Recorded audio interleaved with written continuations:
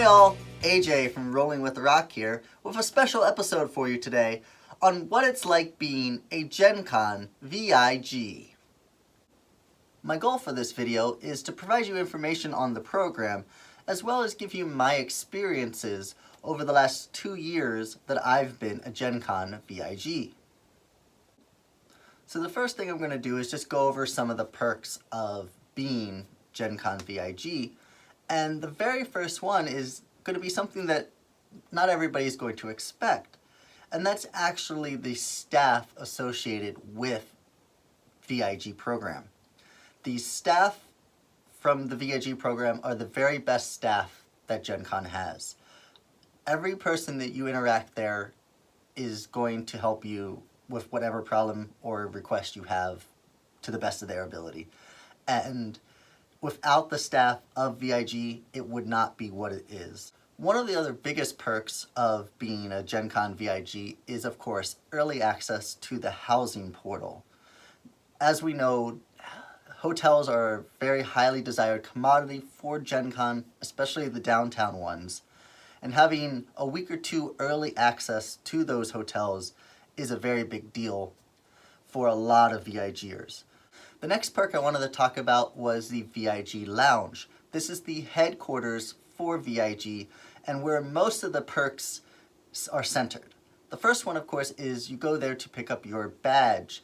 Both you and your companion can pick up your badge and your event ticket packet in the VIG Lounge instead of having to wait in the normal will call line. The next thing is you can pick up your swag bag. Each VIG is allotted one swag bag per year, and it usually has Gen Con memorabilia and some games from different companies inside. You also get a t-shirt like the one I'm wearing. This was from 2018. And then there's seating for just relaxing. There are refreshments where you can get a couple of drinks. There is a charging station to charge your phones if you're running out of battery. And there is a bag check for dropping off anything you may want them to hold. They also do event ticket purchases, and that is a very cool thing because instead of having to wait in the normal customer service lines, you can go there and buy event tickets just like that. A couple other perks are VIG only events. These are events on the event catalog that only VIGs are allowed to register for. And the first one of those is the VIG Mixer. This usually happens on Thursday night, and the last couple of years it has happened at the Ocean Air seafood restaurant. I have not been able to attend that event yet as tickets are a high commodity. However, I'm hoping in the future I will be able to go. And if I am, I will definitely come back and let you guys know how that experience was. But from everything I've heard, it is a delightful night to meet other VIGs, enjoy some very good food, and just have a good time. The second is the VIG Tour. And I was able to go on this in 2019. And for anyone who's in the VIG program or gets accepted into the VIG program, I highly recommend this. It was very illuminating on the workings of Gen Con. We were able to see areas that only Gen Con employees would have been able to see. And the tour guide was very open and honest with us about answering any questions we had. So it was a very, very good time. We got to see their event packets, how they put all the tickets together, how they print badges. We got to see offices where they're basically the war room for Gen Con during the entire convention, and maps of every single table and chair across the entire Gen Con for hotels, and it was very, very cool, very informative. We got to meet people that most wouldn't ever have thought of being able to meet, and I'm very happy that I got to go on that tour. The last of VIG events is actual events where they sign up for games to be played in the lounge. and anybody can create an event to be a VIG only event, I believe. And they just let the VIG coordinator know that they want to run a VIG only event in the lounge, and then tickets are sold for that event. The other is VIG only True Dungeon runs. There's usually 2 to 3 runs that are VIG only, and they pick a time for that, and only the VIGers can get into that because, as we know, True Dungeon is a very popular event at Gen Con. There's always people trying to do that, and I doubt there's any times that aren't sold out for True Dungeon. I've never done True Dungeon, but I know a lot of people who do enjoy it. So you might be saying to yourself, that's a lot of positive perks for the Gen Con VIG program, but I want to go ahead and cover some downsides too, to be fair in my assessment of this program. And the first, of course, is the cost. Gen Con VIG is not cheap. An initial attendee of VIG has to pay $650 just for their badge. If you want to get a companion badge, that's $200 more on top of that. Now, that's not on top of the $110 fees for the regular badge. That includes that, but it's still extra for both the VIG and the companion. Now, after the first year, the VIG goes down about $50, or at least that's what it's been the last 2 years, but the companion stays the same. One of the biggest downsides to the Gen Con VIG program is the removal of the early access to the exhibit hall. 2019 was the first year that no one had early access, and while there are reasons in play for it to have been removed, and we've been made aware of that, and we understand that it's gone, there hasn't been anything added to replace the value for that yet. Now, Gen Con is always evolving, and we're very hopeful for 2020 that more perks will be added to replace for me, what was the most important perk of Gen Con VIG. That was the biggest reason why I signed up for VIG, was that early access to the exhibit hall. In 2018, the only year I got to use that perk, I went in at 9 a.m., I hit 10 booths. I probably could hit more, but I chose to sit on the inside of the door right by Cool Stuff Inc. And I got to hear and see the opening ceremonies from inside the exhibit hall, as well as see the rush of people come in that only an exhibitor would normally be able to see. And it was really quite fascinating. It was one of the coolest experiences of my life to just see that mass of people come in. And then once they all made their way, I made my way out of the exhibit hall because I had already purchased quite a bit. So it was quite the perk, and it was quite the experience, and I'm sad that that perk is gone and that we haven't, as of yet, as of this video, replaced that with anything as meaningful as the early access to exhibit hall. But again, like I said, I'm very hopeful for 2020 and beyond. As Gen Con continues to evaluate and improve, I'm hopeful that we will get something just as valuable. And the last downside is more of a joke, but on the Gen Con VIG forums, we were promised a monkey this year by Mike Boozer, who is the Gen Con VIG coordinator, and we did not get that monkey.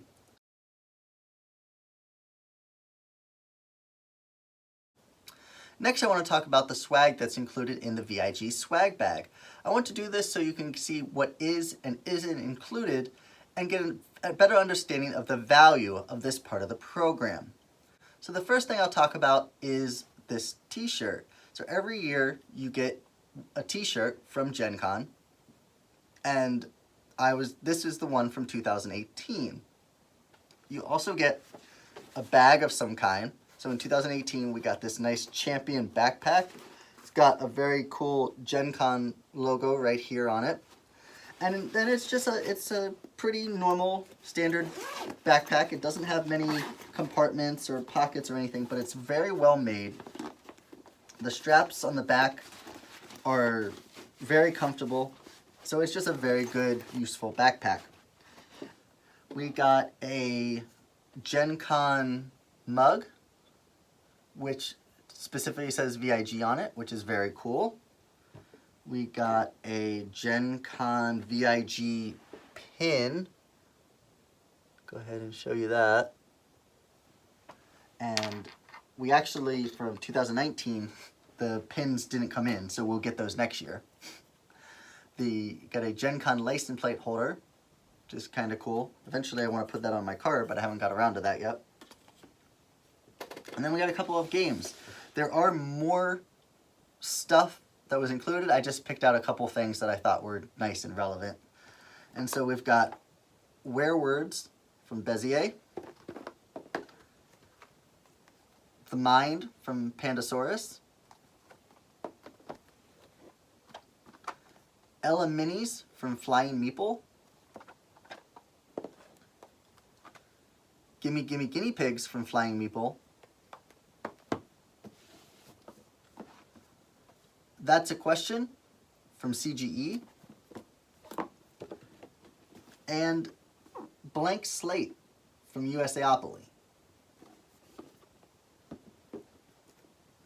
So I wanted to go ahead and talk about some of these games because this is one thing that I think the VIG program is very cool for, is most of these games here I wouldn't have bought myself, especially Gimme Gimme Guinea Pigs and Ella Minis. I would have never picked these up, but because they were included in the VIG program, we went to the VIG lounge on Wednesday night and picked up our swag bag, picked up our tickets, ended up back at the hotel, and we decided to play a game. And so all we had was what was from the swag bag. We opened these two up because they were small, and we were able to play them on, our bed in our hotel room. Both games are really, really fun. And I would have never known it because I would have never gave them a chance. And I think that's the biggest thing that I like about the swag bag, is they include a bunch of different style games. Some games you're just not going to like, and nobody's ever going to like everything in the swag bag. But they open your eyes to games that you may not have thought about purchasing, and therefore you come out and you like them. So again, both Gimme Gimme Guinea Pigs and Ella Minis fit that category for me, as did Blank Slate. Now we might have ended up buying this because the concept looked cool, but it was unlikely. And because it was included in the VIG program, this game has gotten played a lot over the last year, because we got it in 2018 and Gen Con 2019 just passed. But this was a very, very fun game. It's a good party game. I really like it. And again, VIG opened us up to that game. So that's some of the stuff that we got in 2018. Now I'm going to show you some of the stuff that we got in 2019. So for Gen Con 2019, the first thing I wanted to show you was the t-shirt. Now you might have seen me wear this in some of my other videos, and I really like this one because one of my biggest things is I'm not a huge fan of the dragon logos. I understand Gen Con has a huge history with Dungeons and Dragons, and I get that, but I really like this one because it's a little bit more centric to what I do at Gen Con, which is play board games. So I really was happy when we received this t-shirt. The thing I wasn't as happy about was the bag from Gen Con this year. And at first look, it looked really cool. And I was like, oh, okay, I like this. And I love the logo. The logo is very, very cool. But the bag is very odd. The main compartment does not have any zippers. It only has these straps. And from my understanding, this is like a backpacking backpack. But I don't do those sort of things. And so I'm not really into the straps. The compartments are all strapped here and here. And then there is a small zipper compartment up here. But again, it's kind of odd. So I wasn't a huge fan of the bag this year. But you win some, you lose some. Not that big of a deal. So let me go ahead and show you some of this other stuff, like a great thing that they gave us, which was a badge holder. So everybody got a badge holder, which is really useful because you can keep some cards and things like that in here, keep your money all secure in those pouches, and then your badge is always out and about. And you can just hang that on your neck just like that. So that thing's really awesome. They really like the badge holder. I'm glad they gave us one of those. Probably my favorite thing, and it's odd to say, my favorite thing from all of the VIG program is this dice tray. It has the Gen Con dice logos on the back side. And then on the front here, it has, I don't know if you guys can see that or not, but it says Gen Con 2019. It has a really, really nice felt in it, and it is one of, like I said, it is my favorite thing to receive from the VIG program. And to roll in that, we were given some Norse Foundry metal dice, which these things are just awesome. When I got that with the dice tray, I was like, oh yes. I don't play a lot of RPGs or games that use special dice, but just to have those and feel them and roll them, it's a very satisfying feeling. And then we got a Gen Con shot glass, which, okay, you know, some people will be into that. I'm not a huge drinker, so I don't really need it, but others might be. And then we got a bunch of games. We got Penny Lane from Sparkworks, which is by the same people who did Mint Works. We got Pictomania from CGE. Tonari by IDW, which I saw this at their booth, and it seemed like it was doing pretty well, so I'm interested to play that. We got Cytosis by Genius Games, and I have played this before because we bought it at Gen Con 2018 for a friend, and we really liked that game. And then there was Alien Artifacts. Now, I haven't got a chance to play any of these games other than, like I said, Cytosis before, so I'm looking forward to it. But, excuse me, like I said, all of these have, they look like, you know, different levels of weight. There's a party game, there's a small game, there's games that look to be a little bit more involved. And I think I really like that about the VIG program, is that the games you do get are across the spectrum. They're not just in one tight-knit group. Now that we covered some of the swag that you get with VIG, I wanted to cover some of the experiences. And the best way that I can put Gen Con VIG is that it makes Gen Con easier. It takes away all the stresses of Gen Con for a normal attendee. You get your hotel before anybody else. You get your badge and you get your tickets outside of the normal will call line. You can go and relax and get away from the crowds. You can get drinks, you can drop off bags. It's just, it makes Gen Con easier. And as I said at the very beginning of this video, the staff ensure that you have the best experience possible. Some of the best interactions that I've had at Gen Con were in the Gen Con VIG lounge or on the Gen Con VIG tour, and I don't think that's by mistake. The people there completely buy in to the experience, and the staff are what make VIG what it is. And so once again, I want to say a thank you to all the staff associated with being VIG, as well as to Mike Boozer, who is the VIG coordinator and the customer service representative for Gen Con. He does a lot for us that we may not all see, and so I just wanted to send a great big thank you out to him for that.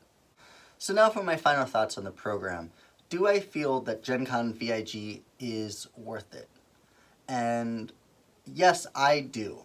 But every individual has to make that decision for themselves due to the costs involved. When you think about $600 for a returning VIG badge, another $200 for a companion, then plus your downtown hotel, your food budget, your game budget, everything adds up for your cost. So you have to wonder, can you include that extra $800 for VIG and companion? With that said, I hope this video was informative for you guys. I wanted to go ahead and bring to light a little bit of the things of being a VIG. Like I said, I haven't seen anything like this on YouTube before, And so I hope it was helpful, I hope it was informative, and I hope you enjoyed. So go ahead and have a great rest of your day. We'll see you next time.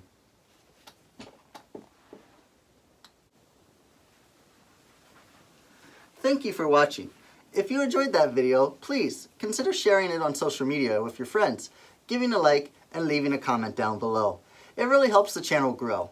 For more content like this, please subscribe to the channel and click the notification bell so you never miss an episode. Also, check out some of my other videos that are floating around. I think you'll really enjoy them. Until next time, this was Rolling with Roc.